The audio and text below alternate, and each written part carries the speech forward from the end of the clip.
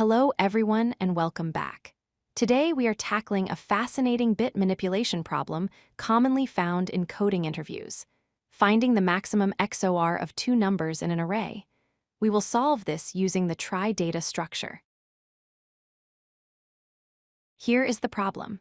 We are given an array of integers, and our goal is to find two specific numbers within that array such that when we perform the exclusive OR operation on them, the result is the largest possible value. For example, in this list, XORing 5 and 25 gives us 28, which is the maximum possible result. Before we dive in, let's quickly refresh our memory on how the XOR operation works. XOR stands for exclusive OR. The rule is simple. If the bits are different, the result is 1. If the bits are the same, the result is 0. This means that to get a large number as a result, we want to match zeros with ones as much as possible, especially in the most significant bit positions. The most intuitive way to solve this is the brute force approach. We could use two nested loops to compare every single pair of numbers in the array. However, this results in a time complexity of O of n squared.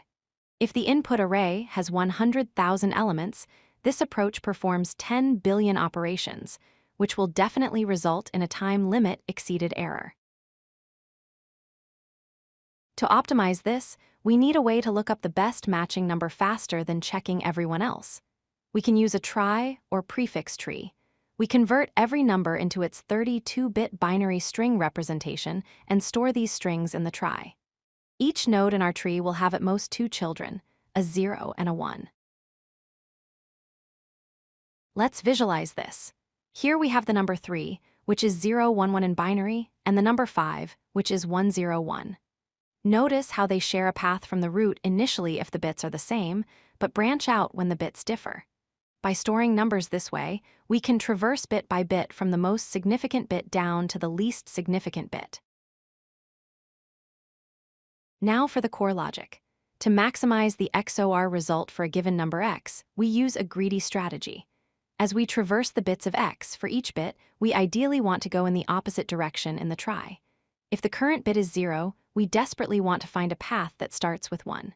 If the current bit is 1, we look for a path with 0. This is because 1 XOR 0 is 1, and we want as many 1s as possible in our result. The algorithm has two main phases. Phase 1 is building the trie.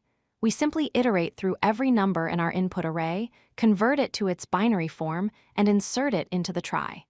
If a path for a specific bit sequence doesn't exist yet, we create the new nodes.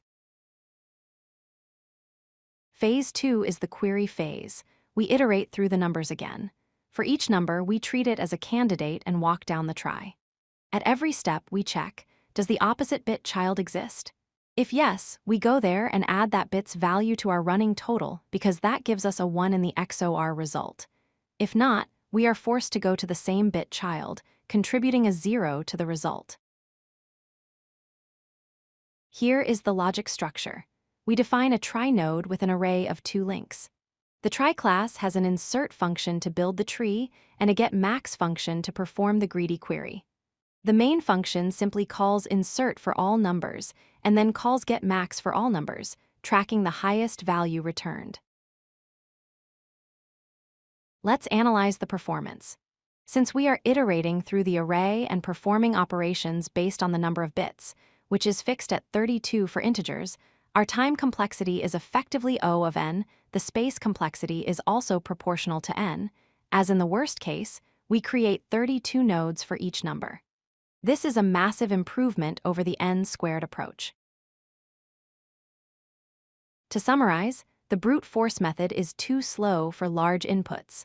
By using a trie to store binary representations, we can apply a greedy strategy to find the maximum XOR pair efficiently. This reduces our time complexity to linear time, making it the optimal solution for this problem. Thanks for watching. If you like this video, hit that like button and don't forget to subscribe. Visit codelucky.com for more such useful content.